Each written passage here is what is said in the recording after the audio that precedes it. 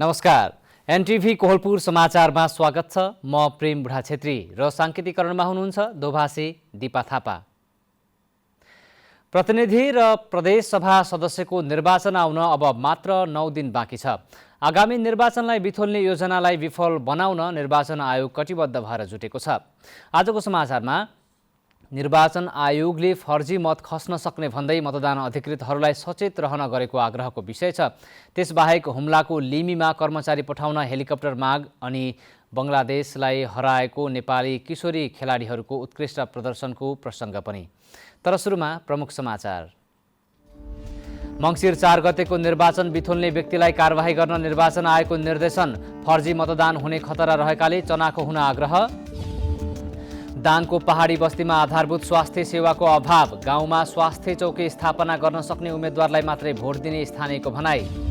हिमपातका कारण हुम्लाको लिमीका 3वटा मतदान केन्द्रमा कर्मचारी पठाउन समस्या। आयोगसँग हेलिकप्टरको व्यवस्था गर्न माग। भारतका पूर्व प्रधानमन्त्री राजीव गान्धी हत्यामा संलग्न भई कारावासको सजाय भोगिरहेका 6 जना दोषीलाई रिहाई गर्न अदालतको आदेश। र 15 वर्ष मुनिको महिला साफ च्याम्पियनसिपको उपाधि नेपाललाई। नेपालका गोलकिपर सुजाता तामाङको उत्कृष्ट प्रदर्शन।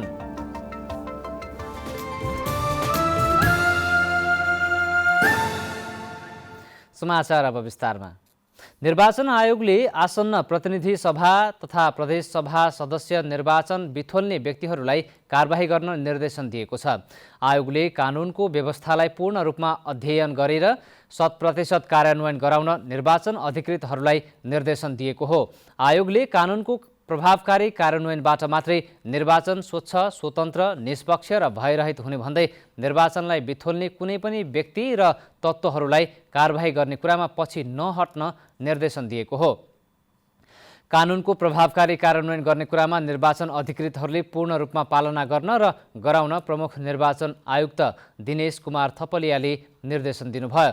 उहाँले निर्वाचन बिथोल्ने गतिविधि गर्नेहरूलाई नियन्त्रणमा लिए निर्वाचन कसुर तथा सजाय ऐन अन्तर्गत कारबाही प्रारम्भ गर्न समेत निर्देशन दिनुभयो। उहाँले कतिपय ठाउँमा जसरी पनि जित्नुपर्छ भन्ने मानसिकता भएका उम्मेदवारहरू हुने भएको भन्दै फर्जी मतदान हुने खतरा रहेकाले त्यसतर्फ बढी चनाखो हुन निर्वाचन अधिकृतहरूलाई निर्देशन दिनुभयो। कपिलवस्तुका मतदाताले सिंचाई, मलखाद, बिउ लगायतका समस्या समाधान गर्ने खालका उम्मेदवारहरूलाई आगामी चुनावमा भोट दिने बताएका छन्। तर झुट्टा आश्वासन दिने त्यस्ता उम्मेदवारहरूलाई प्रतिनिधि सभा र प्रदेश सभा निर्वाचनमा मत नदिने भन्दै मतदाताहरूले आक्रोश व्यक्त गरेका छन्।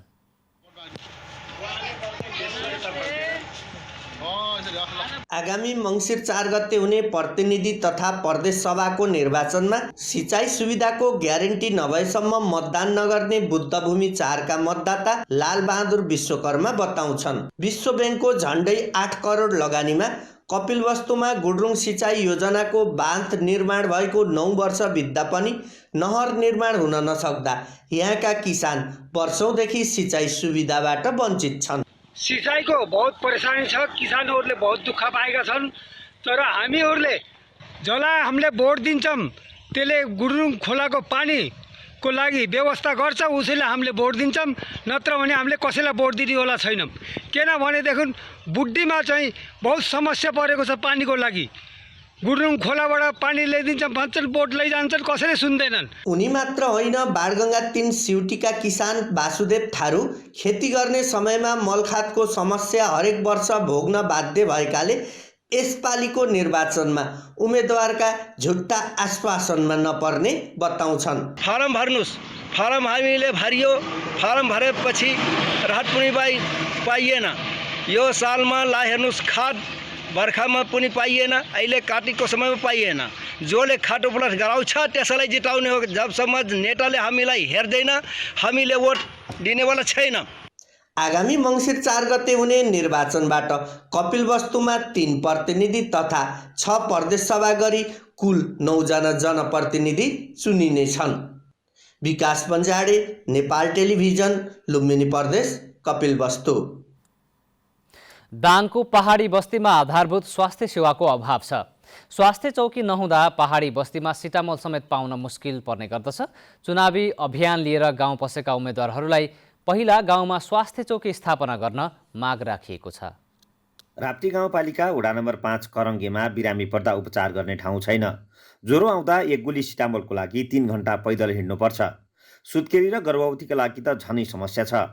हरेक निर्वाचनमा गाउँसम्म पुग्ने राम्रो सडक र उपचारको लागि स्वास्थ्य चौकी बनाइदिने आश्वासन पाएका स्थानीयले अहिले पनि उस्तै दुःख भोग्नु परेको छ। उता स्वास्थ्य चौकी छैन, त्यो समस्या छ। भने यस्ता धेरै समस्याहरू छन्। यो कहिले झाडा पखेला लाग्छ। दाङ जिल्लाका पहाडी बस्तीमा सन्तुलित विकास नहुँदा अझै पनि आधारभूत सेवा उपभोगबाट नागरिकहरू वञ्चित हुनु परेको छ।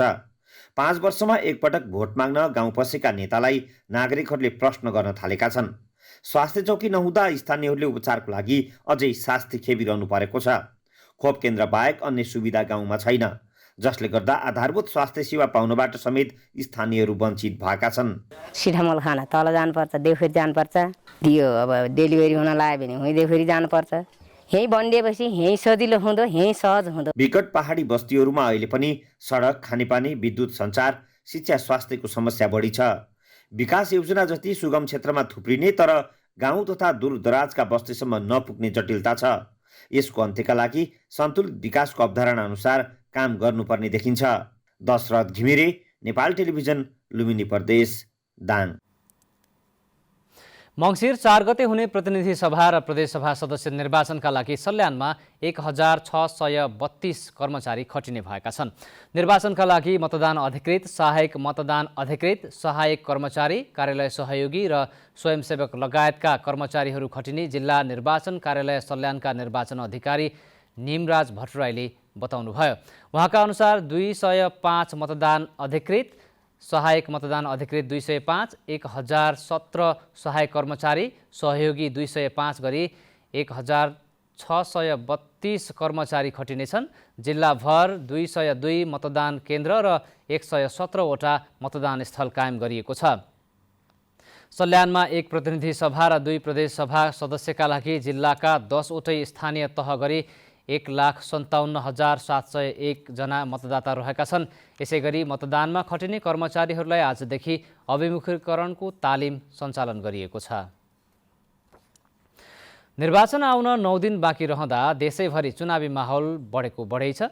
निर्वाचनका लागि अत्यावश्यक तयारीलाई पनि तीव्र पारिएको छ। निर्वाचन नजिकै गर्दा उम्मेदवारहरूबाट कस्तो खालको अपेक्षा राख्नु भएको छ भनेर हामीले रुकुम पश्चिमका केही नागरिकलाई सोधेका छौँ। हेरौँ आजको आवाजमा।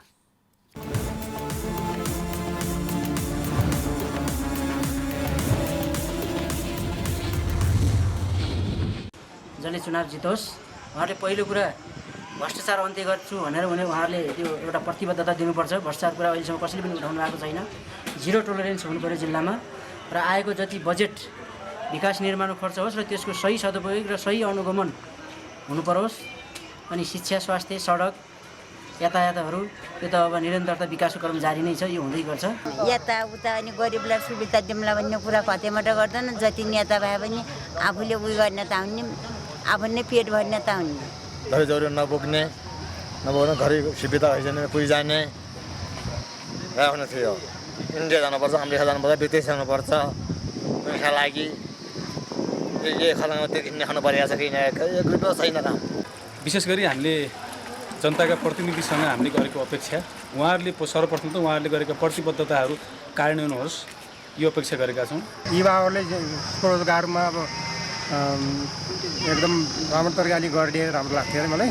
अब बेरोजगार भएर विदेश परेका छ, युवाहरू सब बेरोजगार बसिरहेका छन्। आफ्ना स्वार्थमा र लुट्ने नगरौँ नेताहरूले आफ्ना सबैलाई समृद्धि गरेर अब नेताहरूले सबै जनताहरूलाई स्वरोजगारमा गरिदियो भन्ने लाग्छ मलाई। अहिले जनप्रतिनिधिहरूले गरेका कामकाजहरू खासै त्यति राम्रो र सभ्यता भएको छैनन्। अब गएकोले शिक्षा, रोजगार, स्वास्थ्यलाई पहिलो प्राथमिकता दियो भने युवाहरूलाई रोजगारी दिने अनि विदेशतिर जानु नपर्ने वातावरण बनाएपछि राम्रो हुन्थ्यो होला। अब सर्वप्रथम त मलाई यो चुनावको सन्दर्भमा आइसकेको छ। सरले केही कुरा सोध्नु भयो। यस चुनावको बेलामा जो दलबाट उठे पनि स्वतन्त्र या राजनीतिक दलबाट जो आउनुहुन्छ उहाँले के सोध्नु पऱ्यो भने आफ्नो प्रतिबद्धता के जाहेर गर्नुभएको छ, त्यो बेस रूपमा चाहिँ उहाँले बेसिक लेभलको जनताको समस्या के हो त भन्ने कुरा नै पहिलो कुरा उहाँले त्यो बुझ्न जरुरी छ। हजुर बजारका कुरा भयो, केही बजार चाहियो, पानी बाटाघाटा बजाइए, पानी खाने पानी कुला नाला बनाइदिया हुन्थ्यो अब हामी सकेसम्म रोजगारहरूको अवसरहरू मिलाउनु पर्यो उम्मेदवारहरूले होइन।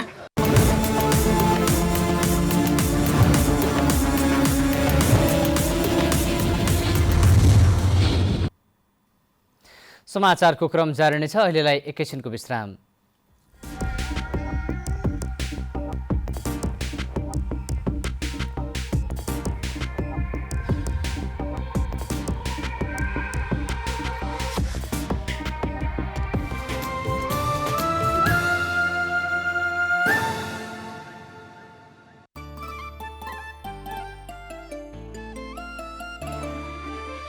घुम्दै फिर्दै आयो फेरि भोट हाल्ने दिन, आमा बुबा दाजु भाइ दिदी बहिनी हिँड, राम्रो मान्छे चुन्यो भने हुन्छ दुःख पार, निर्वाचनमा भोट हाल्ने हाम्रो अधिकार, निर्वाचनमा भोट हाल्ने हाम्रो अधिकार। मङ्सिर 4 को निर्वाचन नेपालीको पर्व, पाएको यो आफ्नो हकमा गर्नु पर्छ गर्व, राम्रो दल छानी सपना बनाउनु छ साकार, निर्वाचनमा भोट हाल्ने हाम्रो अधिकार, निर्वाचनमा भोट हाल्ने हाम्रो अधिकार।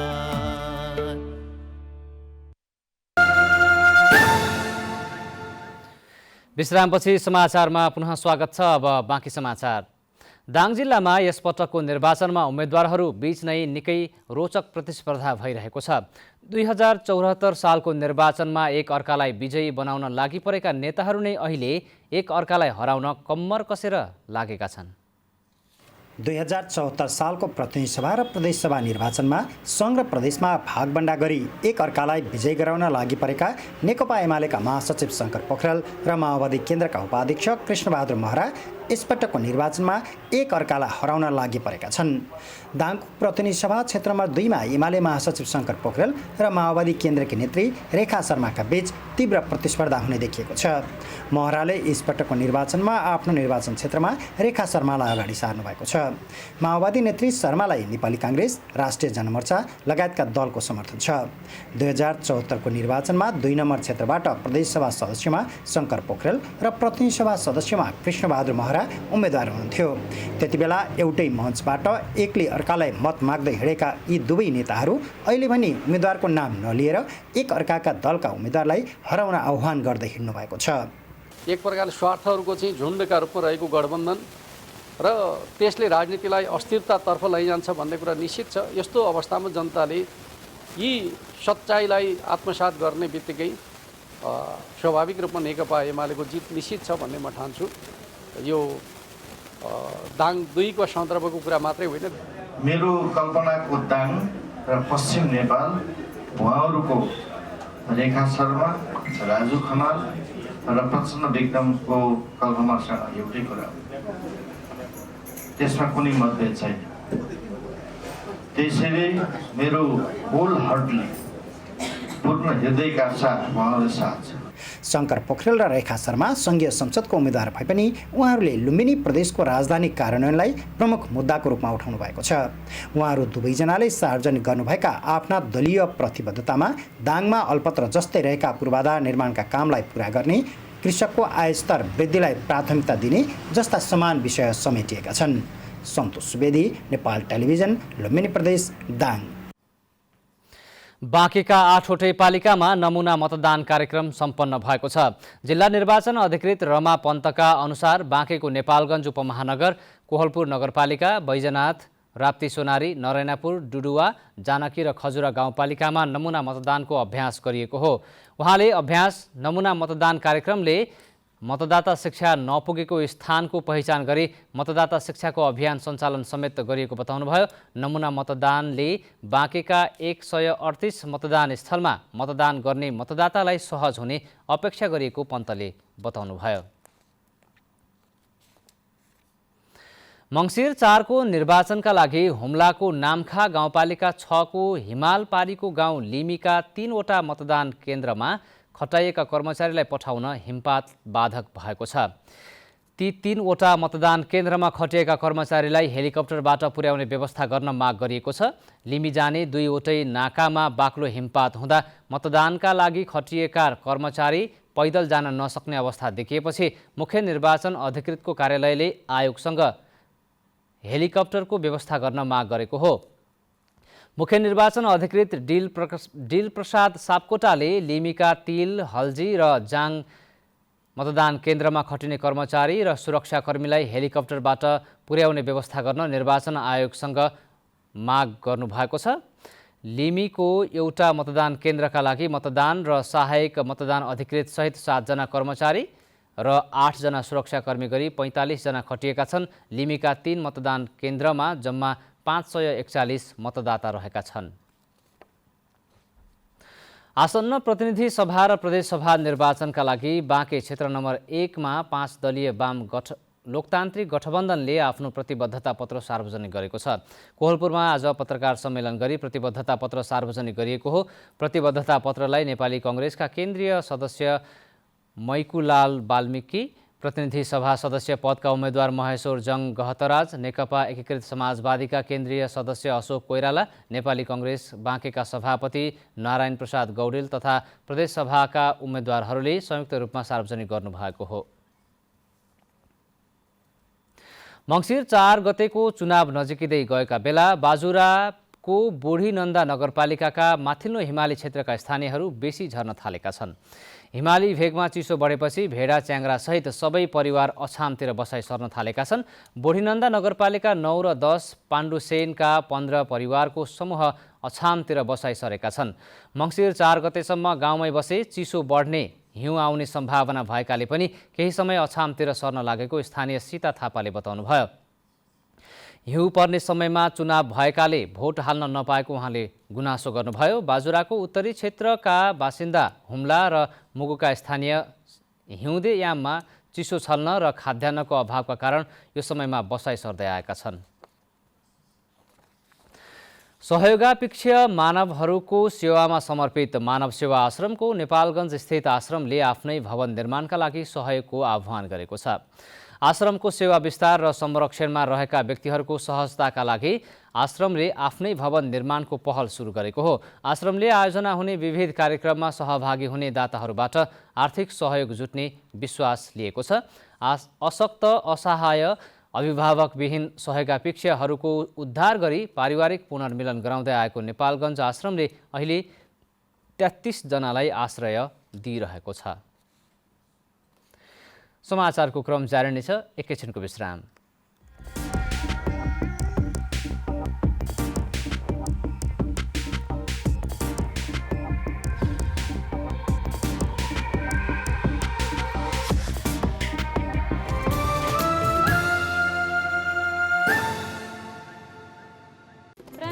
हम अहाँ सबके बीच में इहे अगहन 4 गते होबा वाला प्रतिनिधि आ प्रदेश सभा के निर्वाचन संबंधी जानकारी देव एली ग।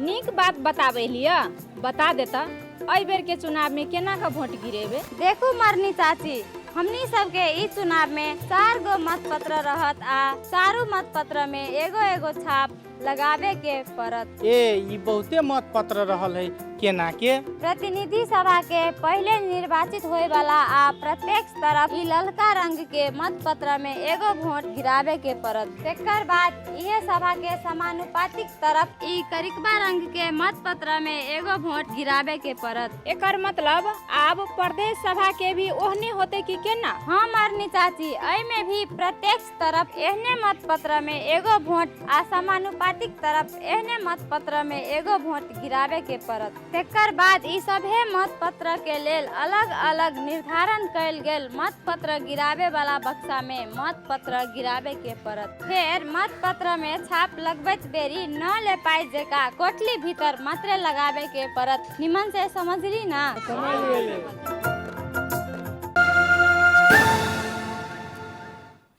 तपाईं एनटिभी कोहलपुर हेर्दै हुनुहुन्छ। अब बाँकी समाचार। नेपालमा पछिल्लो 24 घण्टामा 10 जनामा कोरोना भाइरसको संक्रमण पुष्टि भएको छ। 1339 जनाको नमुना परीक्षण गर्दा 10 जनामा संक्रमण देखिएको स्वास्थ्य तथा जनसङ्ख्या मन्त्रालयले जनाएको छ। यही अवधिमा 26 जना कोरोना संक्रमित निको भएका छन्। यो सँगै कोरोना भाइरसका सक्रिय संक्रमितको संख्या 546 जनामा झरेको छ। अब अन्तर्राष्ट्रिय समाचार।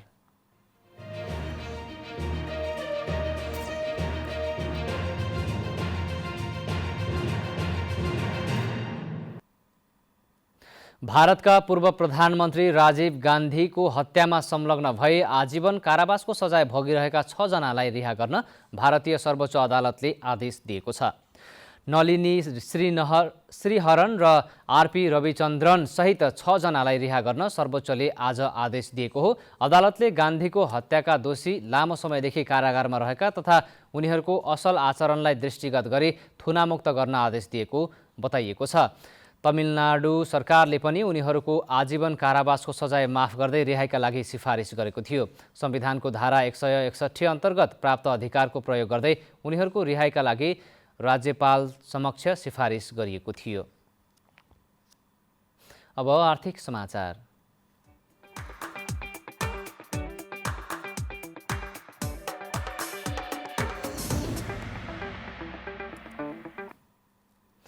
सुन कारोबार भएको पछिल्लो एक सातामा सुनको मूल्य तोलामा 2400 रुपियाँले बढेको छ। पछिल्लो समय सुन चाँदीको मूल्यमा वृद्धि हुँदै गएको छ। नेपाली बजारमा आज छापावाल सुनको मूल्य प्रति तोला 96,700 रुपियाँ कायम भई कारोबार भएको छ। यस्तै चाँदीको मूल्य 1,295 रुपियाँ कायम भएको नेपाल सुनचाँदी व्यवसायी महासङ्घले जनाएको छ। अब खेलकुद समाचार।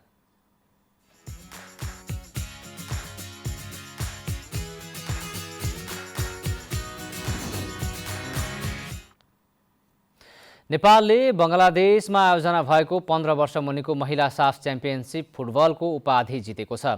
ढाकामा आज डबल राउन्ड रोबिन लिगको अन्तिम खेलमा बङ्गलादेशसँग 1-1 गोलको बराबरी खेल्दै नेपाल च्याम्पियन बनेको हो। रोमाञ्चक खेलमा सुरुवाती अग्रता भने नेपालले बनाएको थियो।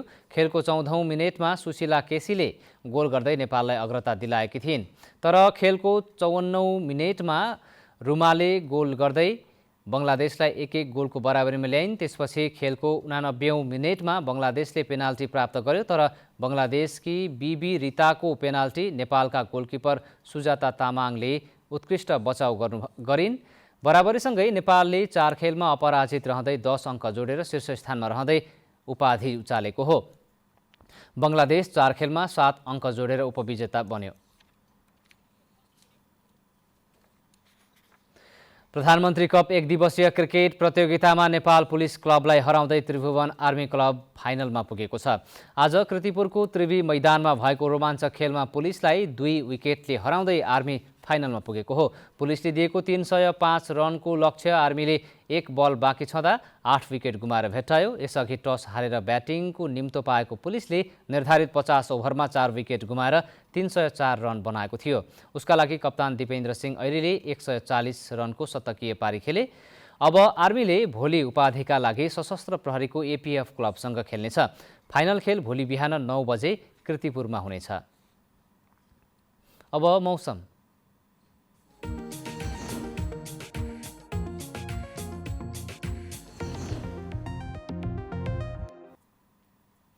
आज देशका पहाडी भूभागमा आंशिक बदली रही बाँकी भूभागमा मौसम सामान्यतया सफा रह्यो। यस्तै आज राति देशका पहाडी भूभागमा आंशिक बदली रही बाँकी भूभागमा मौसम सामान्यतया सफा रहनेछ। अब मौसम सम्बन्धी थप विवरण।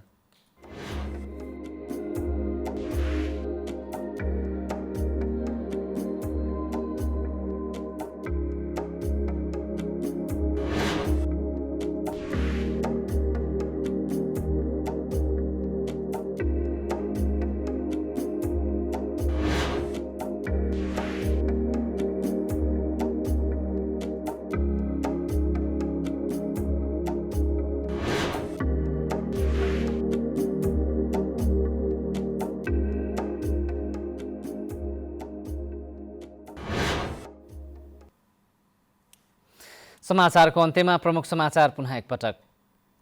मङ्सिर 4 गतेको निर्वाचन बिथोल्ने व्यक्तिलाई कारबाही गर्न निर्वाचन आयोगको निर्देशन। फर्जी मतदान हुने खतरा रहेकाले चनाखो रहन आग्रह। दाङको पहाडी बस्तीमा आधारभूत स्वास्थ्य सेवाको अभाव। गाउँमा स्वास्थ्य चौकी स्थापना गर्न सक्ने उम्मेद्वारलाई मात्रै भोट दिने स्थानीयको भनाई। हिमपातका कारण हुम्लाको लिमीका 3वटा मतदान केन्द्रमा कर्मचारी पठाउन समस्या। आयोगसँग हेलिकप्टरको व्यवस्था गर्न माग। भारतका पूर्व प्रधानमन्त्री राजीव गान्धी हत्यामा संलग्न भई कारावासको सजाय भोगिरहेका 6 जना दोषीलाई रिहाई गर्न अदालतको आदेश। र 15 वर्ष मुनिको महिला साफ च्याम्पियनसिपको उपाधि नेपाललाई। नेपालका गोलकिपर सुजाता तामाङको उत्कृष्ट प्रदर्शन।